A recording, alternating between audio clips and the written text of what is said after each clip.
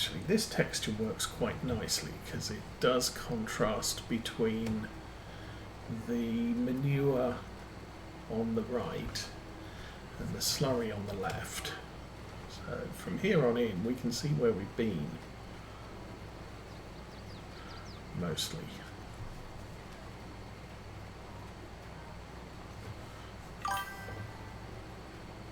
Nope, I am in Michigan.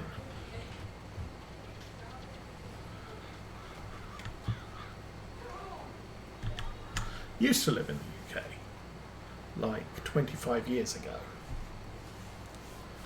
So, not quite half my life in America, but getting there.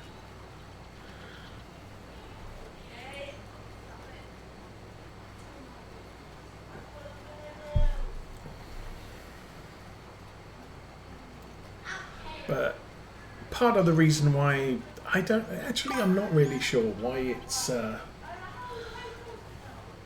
why I tend to prefer British maps to American. But I think it's probably more of a nostalgia thing.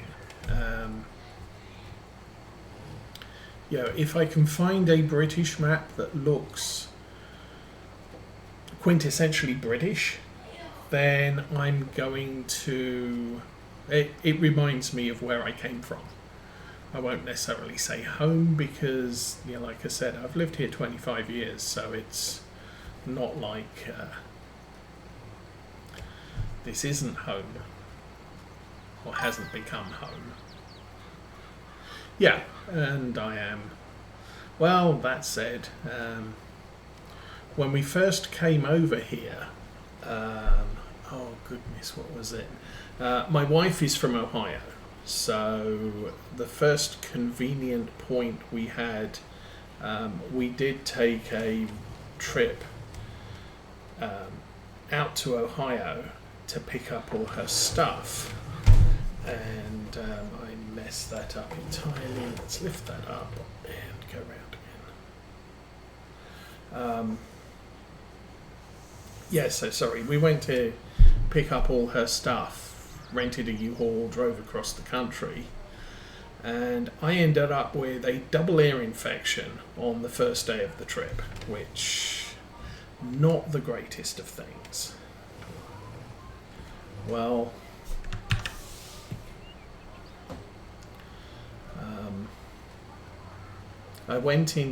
we made it as far as St. Louis, so went into the hospital there, and the doctor said, "Oh, you're the second New Zealander I've had in today." I was like, "Yeah, I'm not actually from New Zealand, but okay."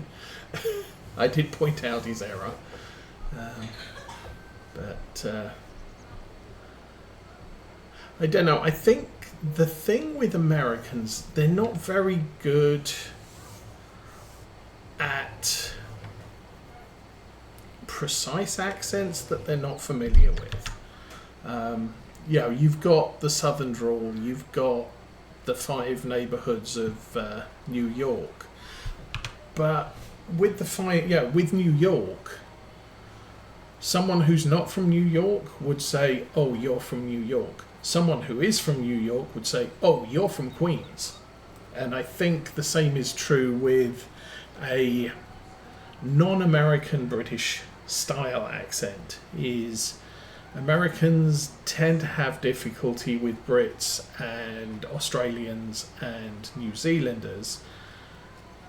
I can tell the difference between an Antipodean accent and a British accent and some regional areas of Britain. But I couldn't tell you if someone was Australian or New Zealand, which is Antipodean accents. So,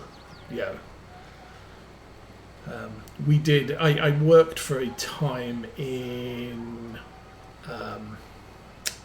Virgin Game Centre in London, and we had a girl who was on a multi-month vacation to Britain, and it took a number of visits before she actually admitted, well, actually, I'm not from Australia, I'm from New Zealand. So, okay. And unfortunately, I can't tell the difference, but good to know. But she explained to me how for hobby games, whether it be tabletop role-playing, tabletop war games or stuff like that, there is effectively an import cartel in both Australia and New Zealand, and they decide what games you can buy and how much you're going to pay for them. So she collected Dungeons and Dragons stuff, but actually getting hold of Dungeons and Dragons stuff, all of it, was very difficult in New Zealand. So she was making the most of pretty much every weekend, and some weekdays she would come into the store and buy up a load of stuff, because I can't get this at home, and when I can, it's expensive.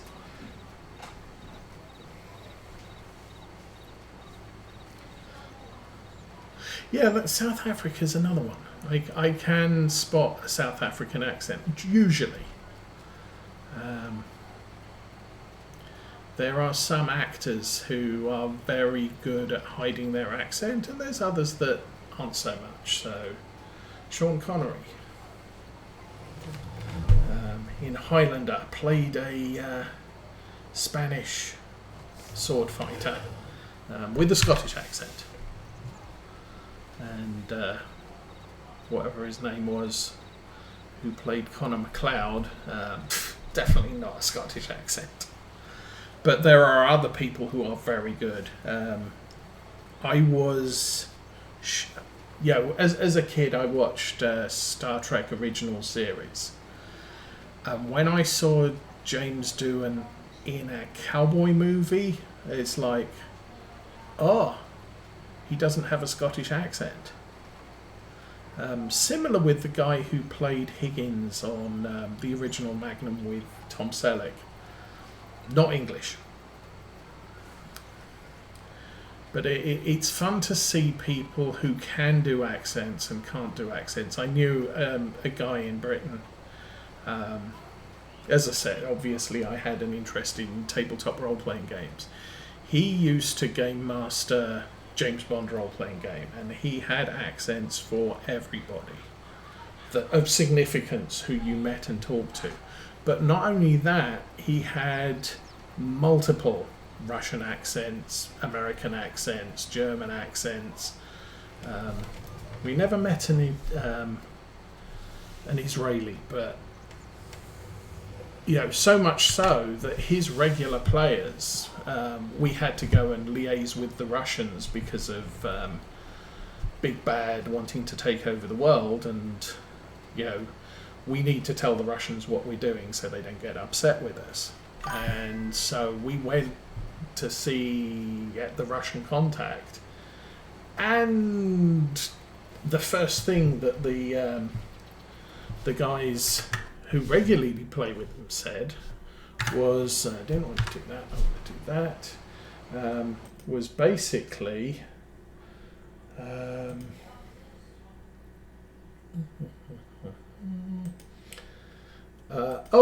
where is Commander Grigorov?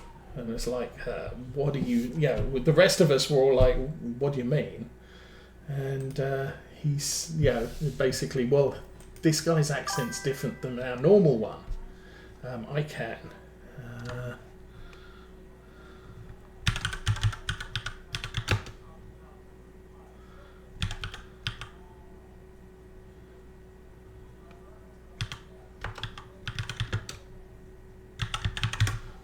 And I'm probably driving into a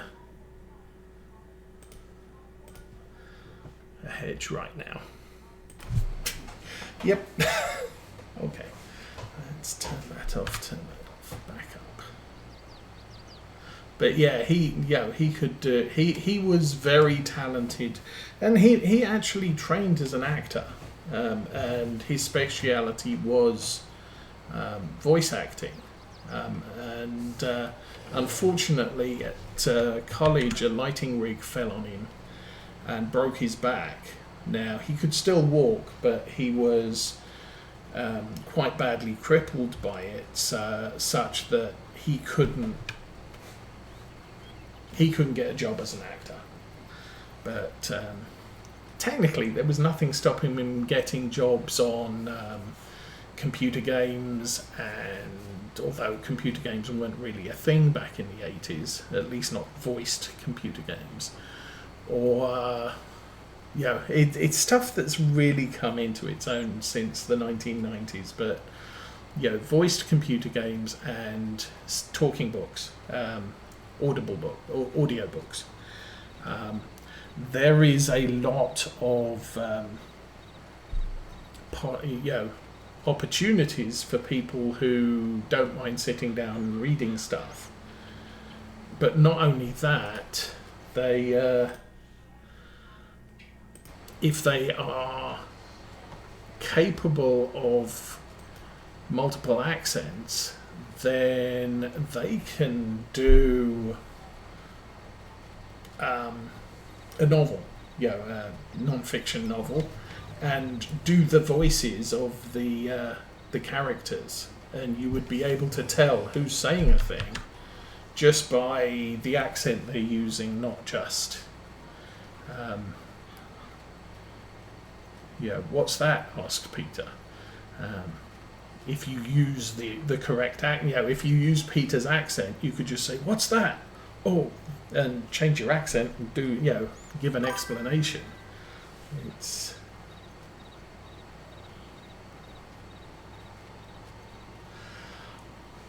I mean, the thing is I do stream Railroader at night when I do, and I usually do maybe one, maybe two, usually about 2-hour sessions at a time, but per week.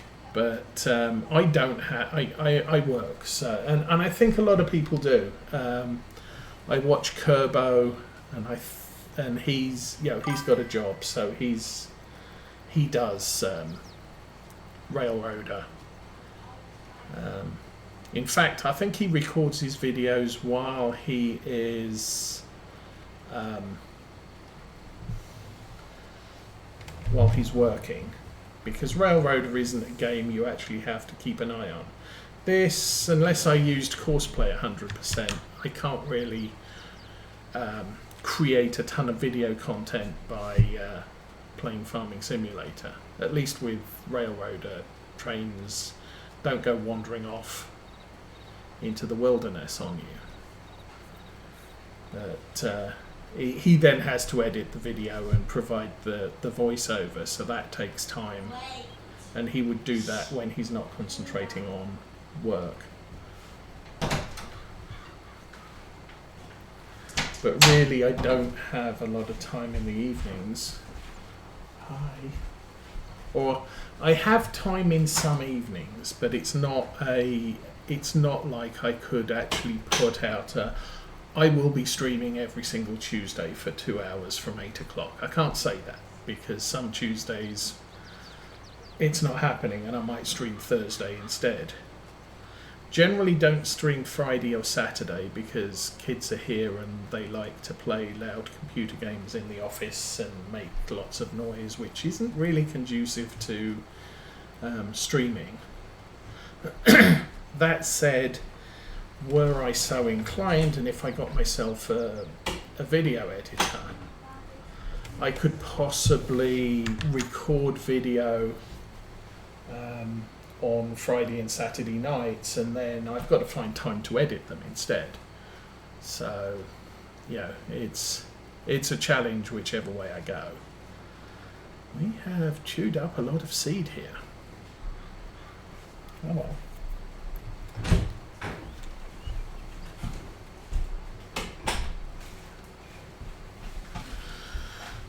Anyway.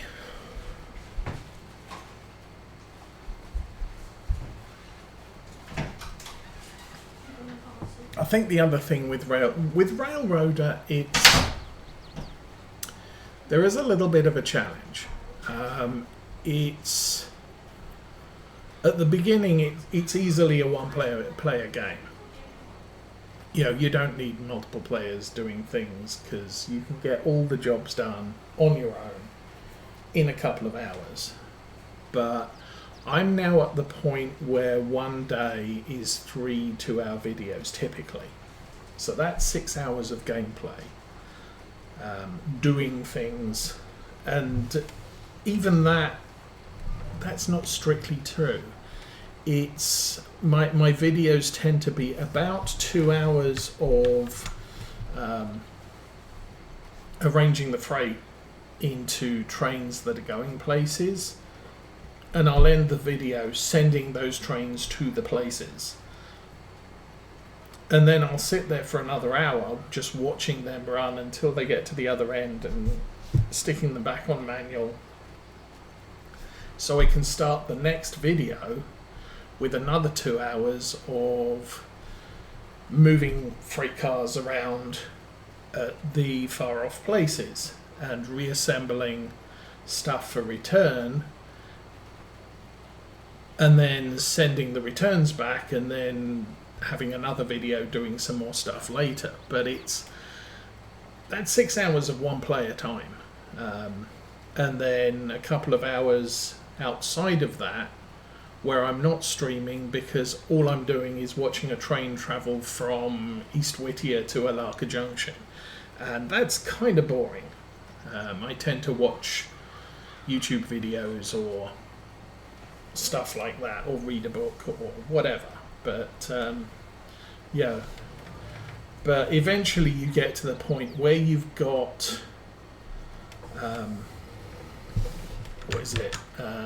Andrews unlocked and Silver unlocked,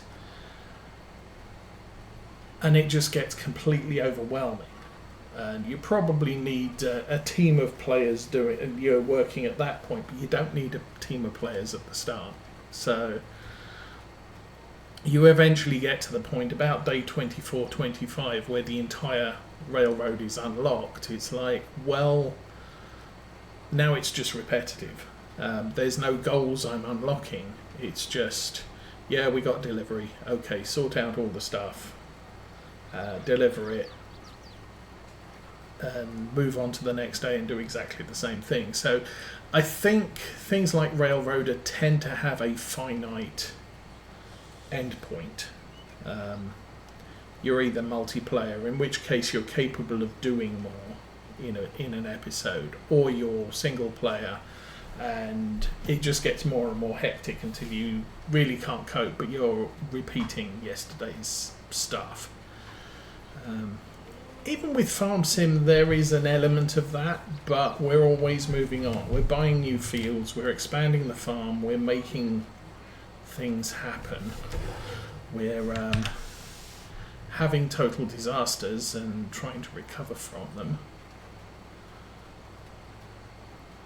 Truck Sim's another one that is just an ongoing thing. You can stream or YouTube, record a YouTube video from Truck Sim, and it's quite easy because you can just start it with, I'm picking up a load here and we're going to deliver it, and this load is going to take 30 minutes to cart across the country, and it's the moving countryside, and talking as opposed to, but every trip's different. But then again, I'm sitting like this in a truck, driving a truck, and so you're not actually seeing the glories of outside, and I can't drive at 60 miles an hour from this view.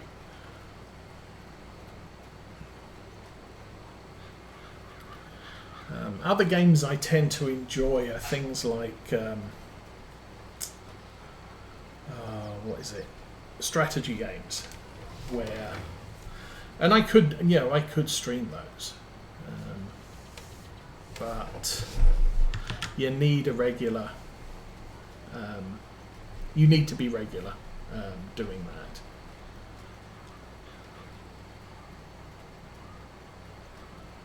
I'm not really one for adventure games or computer RPGs. My issue with computer RPGs is they're restricting. I play tabletop RPGs. Your game master would give you a situation to get around, and you could come up with anything you wanted to. And so long as it was a reasonable suggestion, the game master would consider it and say, nah, that's not going to work, or okay, that has merit. It's not how he planned. There's always stuff lying around in the rooms adjacent to the problem you need to get past, or there's clues to the problem you need to get past. He has provided a hidden solution to the predicament, but if you can come up with an alternate an alternate solution to the predicament, so long as it's sensible, it's fine. But with computer RPGs, I'm sorry, you've got to come up with the solution that the programmers or the story writer gives you, and there is no other solution. So, well, what I could do is climb up the wall and work my way around. No, that wall's unclimbable. Why? Because we didn't think it was a way around. Yeah, we didn't want you to use that as the way around. There is a way around, you've got to find it. Which is why I don't like computer RPGs, because one, you're not role-playing, you're just... It's solve a puzzle. They're solve a puzzle games, and you are playing an avatar. Sometimes the puzzle is there's a big giant monster in the way and you've got to kill it, but that's not just what role-playing games are. I've played role-playing games, tabletop role-playing games. You never fight. We didn't fight anything. There was no need. We avoided all the fights. We didn't get injured. Nobody got killed.